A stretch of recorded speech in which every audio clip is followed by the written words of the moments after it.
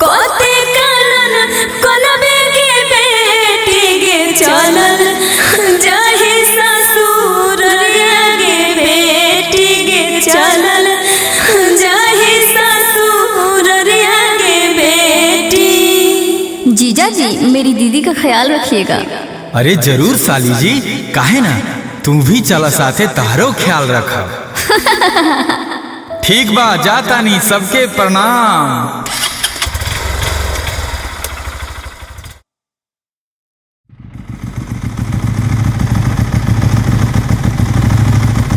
फुल टंकी तेल भर दीजिए।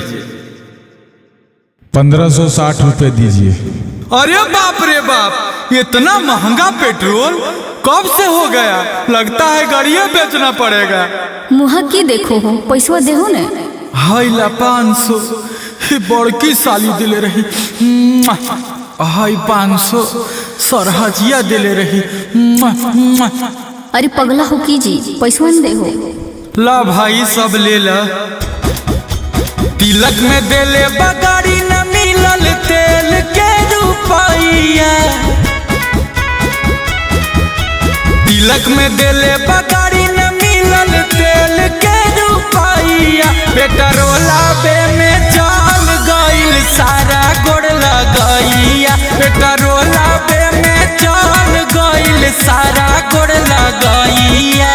साढ़ू जी देले नमरी बड़की साली बना सोइया। साढ़ू जी देले नमरी बड़की साली बना सोइया। पेट्रोला बे में चल गइल सारा गोड़ लगैया। पेट्रोला बे में चल गइल सारा गोड़ लगैया। एक तरह से तो साढ़ुए जी ठीक हैं, 100 रुपया दिए गोड़ लगाए। सारवा तो बहिन चोद और कंजूस है, 50 रुपया दिया गोड़ लगाए। लगता है औकाते नहीं। ए जी औकात में मत जाइए, दहेज में गाड़ी मिलता है, कहीं तेल थोड़ी ना मिलता है। अरे तिलके में तो गछा गया था कि गाड़ी के साथ साथ भर टंकी तेल भी मिलेगा। हम अलग से थोड़ी मांग रहे हैं। अरे आपसे मुँहे लगाना बेकार है। लो, गाड़ियों पंचर हो गई।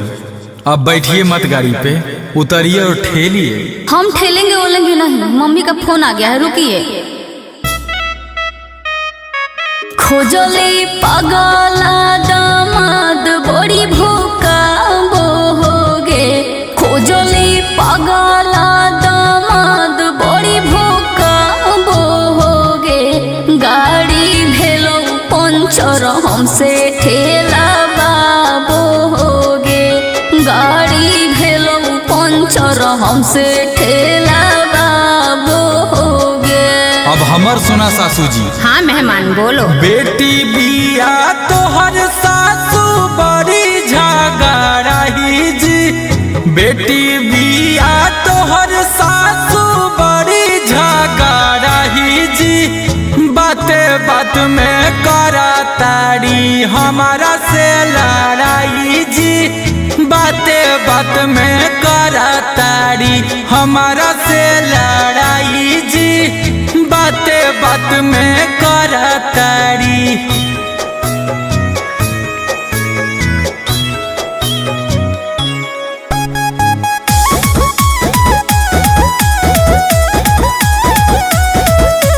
जोर से तनी ठेला हो धनिया लंबा बाजार होइया। हम कभी गाड़ी घोड़ा नहीं ठेले हैं। जोर से तनी ठेला हो धनिया लंबा बाजार होइया। पेट्रोला बे में चल गइल सारा गोड़ लगैया। पेट्रोला बे में चल गइल सारा गोड़ लगैया। घर पहुँचली बेटी? आगे की पहुँचबो सुन बताव हियो। कुछ दूर बुलल जाहैगे, कुछ दूर चढ़ल जाहैगे। कुछ दूर बुलल जाहैगे, कुछ दूर चढ़ल जाहैगे। पूरे रास्ता में हमारा से लड़ल जाहैगे। पूरे रास्ता में हमारा से लड़ल जाहैगे। लावा फोन में हम बतियावा तनी। तोहरा से सच सासू दे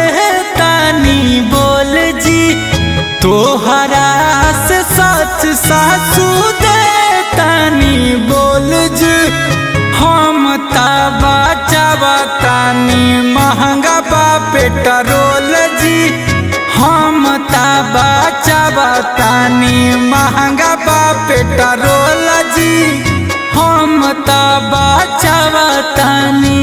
अब आप ही बताइए सासू जी, हम होशियार हैं या नहीं? हाँ मेहमान, तो बहुत चालाक हो।